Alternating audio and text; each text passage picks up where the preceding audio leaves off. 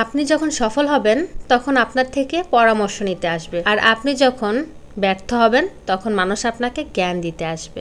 কিন্তু আমি সফল হলেও আমি পরামর্শ দিতে রাজি না, আর ব্যর্থ হলেও জ্ঞান নিতে রাজি না। হ্যালো এভরিওয়ান, আসসালামু আলাইকুম। আশা করি সবাই ভালো আছেন। আলহামদুলিল্লাহ আমিও খুব ভালো আছি। সকালের নাস্তা এখানে আমি স্যান্ডউইচের মতো করে নিয়েছি। তো সসেসগুলো ভেজে আর চিকেন ফ্রাই করে দেন আমি মেয়োনিজ মিক্সড করে নিয়েছি। তো এটা খুবই মজাদার একটা রেসিপি ছিল, তো আমার কাছে ভালো লাগছে, ক্রিমি ক্রিমি। তো এটা সবাই করে, তো আমার অনেক দিন পরে খাওয়া হয়েছে। আর এখানে দুপুরে রান্নার জন্য আমি এখানে চিংড়ি মাছ গুঁড়া চিংড়ি কষিয়ে নিয়েছি, মশলা সবকিছু। এটা বেগুন দিয়ে রান্না করব। তো এই বেগুনগুলো আমার হেল্পিং হ্যান্ড খালা গ্রাম থেকে নিয়ে আসছে, তো এইগুলো সব উনি কাটাকাটি করে দিয়েছে, আমি জাস্ট রান্নাটা বসিয়ে দিচ্ছিলাম। তো বেগুন দিয়ে চিংড়ি মাছ আমার অনেক বেশি পছন্দ। আর গুঁড়া চিংড়িগুলো আমার ফ্রিজে ছিল অনেক দিন যাবত। আজকে আমি ফ্রিজ থেকে অনেক কিছু নামিয়েছি, যেগুলো আমার অনেক দিন যাবত ফ্রিজে পড়েছিল। শীতের সময় অনেক কিছু আমার ডিপ ফ্রিজিং করা হয়েছে, অনেক কিছুই নামানো হয়েছে। তো এখানে এটা রান্না কমপ্লিট করে আমি আবার পেঁয়াজের কলি ফ্রিজে রেখেছিলাম, সেটা আবার ভিজিয়ে রেখেছিলাম। ওটা ডিম দিয়ে রান্না করব।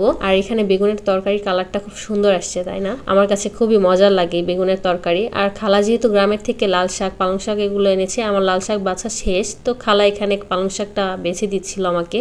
তো এটা ফ্রিজে রেখে দিব।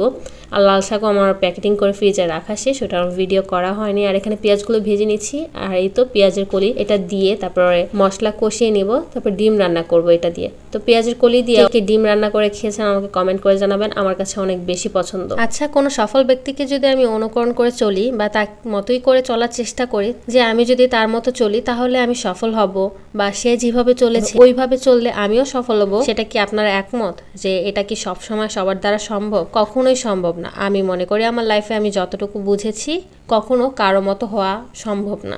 আমি যতই চেষ্টা করি তার মতো যদি ওইভাবে আমি হই, তাহলে আমি তার মতো অনেক বড় সফলতা অর্জন করতে পারবো, তার মতো হতে পারবো, সেটা কখনোই সম্ভব না। প্রত্যেকটা মানুষের লাইফের প্রত্যেকটা সফলতার পেছনে অনেক অনেক কাহিনী থাকে, অনেক অনেক চেষ্টা থাকে, এক একজনের চেষ্টা এক এক রকম।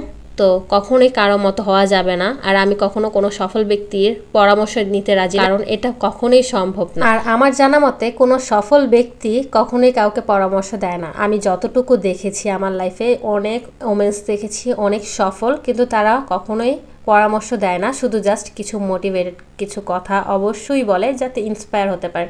কারণ কখনোই কারো লাইফের সাথে মিক্সড হবে না, কারণ প্রত্যেকটা মানুষের জীবনযাত্রা এক এক রকম, পরিশ্রম এক এক রকম। সো এই জন্য আমি পরামর্শ নিতেও চাই না, আর কাউকে জ্ঞান দিতেও চাই না।